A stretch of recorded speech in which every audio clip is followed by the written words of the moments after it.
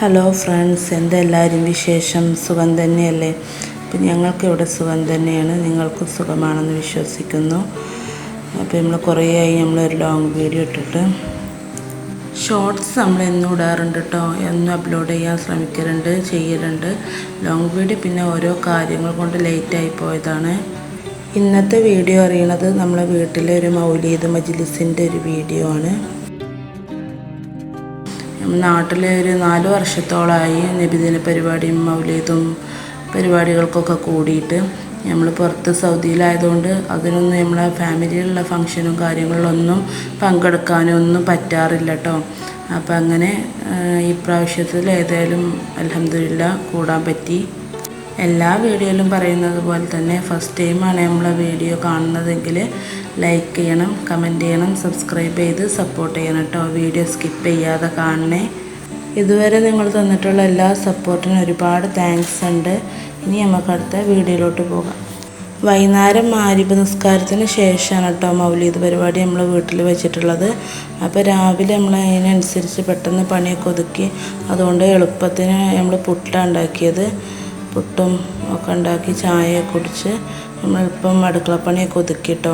പാത്രം കഴുകാനും അടിച്ചു വരാനും തുടക്കാനും അങ്ങനെ എന്നുള്ള പണി തന്നെയാണ്. അങ്ങനെ പണിയൊക്കെ നമ്മൾ പെട്ടെന്ന് ഒതുക്കി.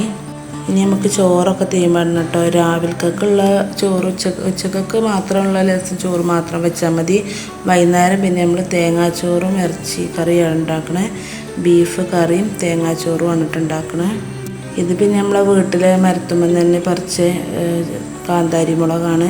ഇവിടെ മുളക് അധികം വാങ്ങാറില്ല കേട്ടോ. ഞങ്ങളിങ്ങനെ കാന്താരി പറിച്ച് ഇങ്ങനെ സ്റ്റോറേജ് ചെയ്ത് ഫ്രിഡ്ജിൽ വെക്കാറാണ് പതിവ്. ഇങ്ങനെ ഇതിൽ നിന്ന് എടുത്തുകൊണ്ടാണ് കറികൾക്കും കൂട്ടാനക്കും ഉപ്പേരി എന്തുണ്ടാക്കുകയാണെന്നുണ്ടെങ്കിലും ഒക്കെ. ഞങ്ങൾ പച്ചമുളക് പുറത്തുനിന്ന് വാങ്ങാറില്ല, ഇങ്ങനെ കാന്താരി മുളകാണ് ഇടൽ. ഇതിങ്ങനെ നല്ലതിൽ അടച്ച് ഭദ്രാക്കി ഫ്രിഡ്ജിൽ വെച്ചാൽ എത്ര വേണമെങ്കിലും കേടുകൂടാതെ നിൽക്കൂട്ടോ. എത്ര വേണമെങ്കിലും നമ്മൾ ഫ്രിഡ്ജിൽ വെക്കാം, കുഴപ്പമില്ല കേട്ടോ. അതിനിടയിൽ കുട്ടികൾ എണീറ്റ് വന്ന് അവർക്ക് ചായ കൊടുത്തു കേട്ടോ. പുട്ടും പഞ്ചസാരയും മതി പറഞ്ഞാണ്ട് അവരതൊക്കെ തിന്നു. പിന്നെ ചോറ് തീമിടാൻ ഉച്ചക്കൊക്കെയുള്ള ചോറിന് വെള്ളം വെക്കുകയാണ് കേട്ടോ. ഈ തീ കത്തിക്കുക എന്ന് പറഞ്ഞാൽ എനിക്കൊരു വല്ലാത്ത ടാസ്ക്കാണ്. എനിക്ക് പെട്ടെന്ന് അങ്ങനെ തീ പിടിപ്പിക്കാൻ കഴിയില്ല കേട്ടോ. ഒന്നെങ്കിൽ എനിക്ക് മണ്ണെണ്ണ വേണം, ഇല്ലെങ്കിൽ ഓലക്കൊടി വേണം, അങ്ങനെ വേണം കേട്ടോ. പെട്ടെന്ന് തീ പിടിപ്പിക്കാൻ കഴിയില്ല. ഇപ്പോൾ പിന്നെ മണ്ണെണ്ണ കുറച്ച് റേഷൻ കടയിൽ നിന്ന് ഇപ്പോൾ കിട്ടണോണ്ട് വലിയ കുഴപ്പമില്ല. പിന്നെ ഗ്യാസുമ്മേ തന്നെയാണ് അധികം വെക്കാറ് കേട്ടോ. ചോറ് നമ്മൾ എന്തായാലും അടുപ്പത്ത് തന്നെ വെക്കൽ. അപ്പോൾ തീ കത്തിക്കാനുള്ള ശ്രമത്തിലാണ്. അത് പെട്ടെന്ന് തീ കത്തിക്കട്ടെ കേട്ടോ. റേഷൻ കടയിൽ നിന്ന് മണ്ണെണ്ണയൊക്കെ കിട്ടൽ കുറഞ്ഞപ്പോൾ ഞാൻ ആകെ ഇടങ്ങാറായിരുന്നു കേട്ടോ. ഇത് തീ പിടിപ്പിക്കാൻ എന്താ പഠിച്ചോനെ കാട്ടുക എന്ന് വിചാരിച്ചിരുന്നു. പക്ഷെ എപ്പോഴേതായാലും മണ്ണെണ്ണയൊക്കെ പിന്നെ രണ്ടാമതും വരൽ തുടങ്ങി. പിന്നെ നമ്മൾ പൊതുവെ ഇവിടെ ഇല്ലാത്തതുകൊണ്ട് പുറത്തായതുകൊണ്ട് ഇങ്ങനത്തെ ഒരു ടാസ്ക് വരുന്നില്ല.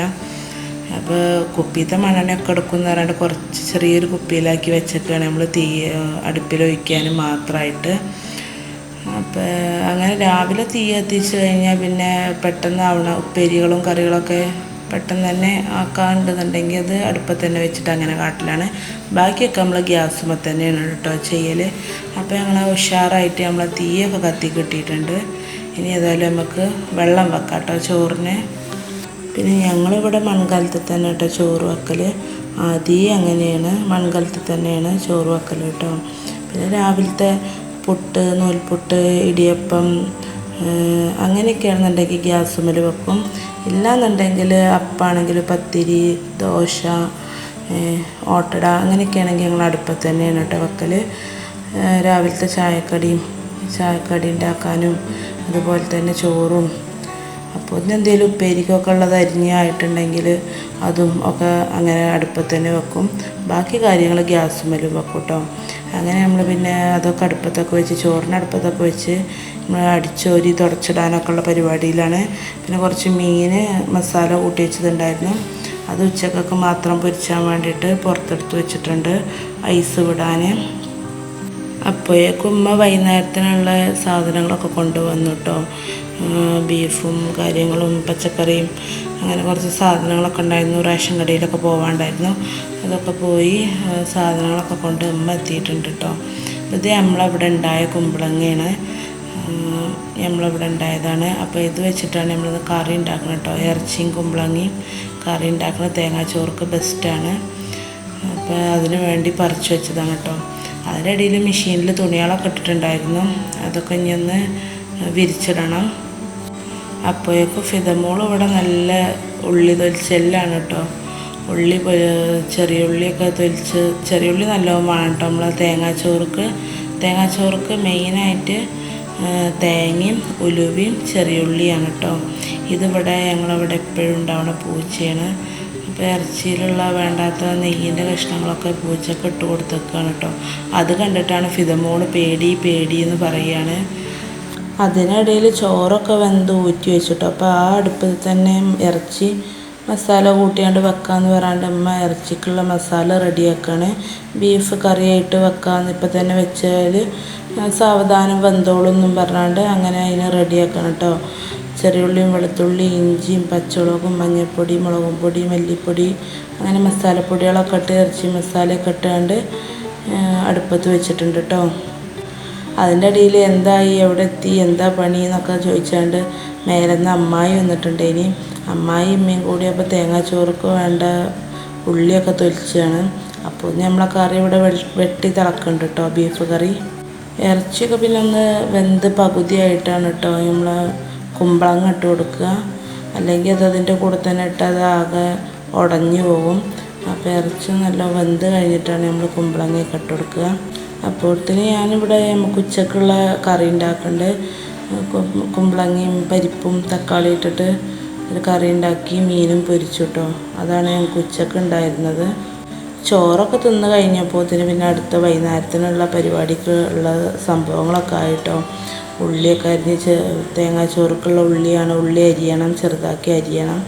പിന്നെ ഉലുവയൊക്കെ ഇട്ട് അതുപോലെ തന്നെ തേങ്ങയും നല്ലോണം വേണം.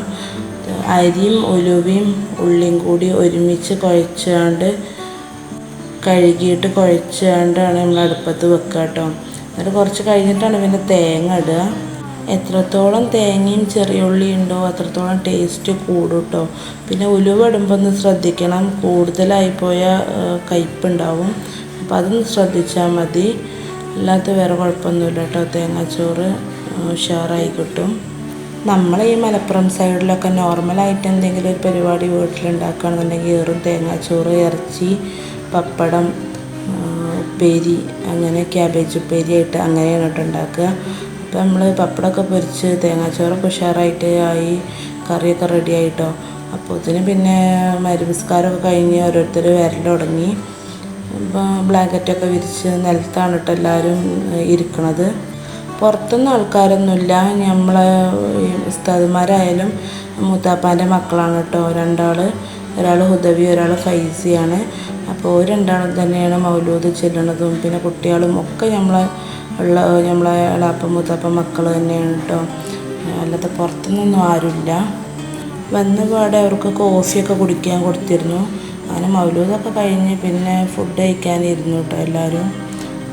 അങ്ങനെ വന്നോലൊക്കെ ടേബിൾ മേലും കുട്ടികളെയൊക്കെ നിലത്ത് വരുത്തിയാണ്ടോ എല്ലാവർക്കും ഫുഡ് കൊടുത്തു കേട്ടോ. അപ്പോൾ നമ്മൾ ഇന്നത്തെ വീഡിയോ ഇത്രയേ ഉള്ളൂ. എല്ലാവർക്കും വീഡിയോ ഇഷ്ടപ്പെടുകയാണെങ്കിൽ ലൈക്ക് ചെയ്യണം, കമൻറ്റ് ചെയ്യണം, സബ്സ്ക്രൈബ് ചെയ്യണം.